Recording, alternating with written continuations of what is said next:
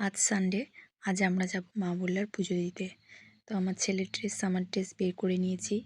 তো ছেলেকে রেডি করিয়ে আমি রেডি হয়ে নেব। তো দেখো, আমরা মা আর ছেলে দুজনেই রেডি।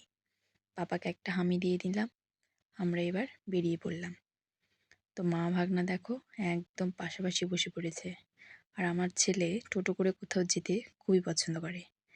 তো দেখো, আমরা এখন যাচ্ছি।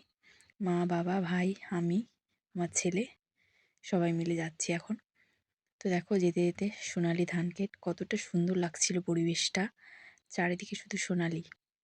তো আমরা পৌঁছে গেছি। এখন আমরা যাচ্ছি পুজো মণ্ডপের সামনে।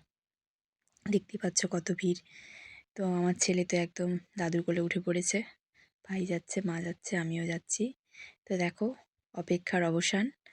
এবার আমরা মা মল্লার দর্শন পেলাম। কতটা সুসজ্জিত অলংকারে, খুব সুন্দর লাগছিল আমাদের মৃন্ময়ী মাকে। তো দর্শনের পরে আমরা আবার বাড়ির উদ্দেশ্যে রওনা হলাম। তো আমার মিনি ভ্লগ বলো বা ভিডিও বলো, তোমাদের কেমন লাগলো অবশ্যই জানিও কমেন্টসে। ওকে, বাই বাই, টাটা।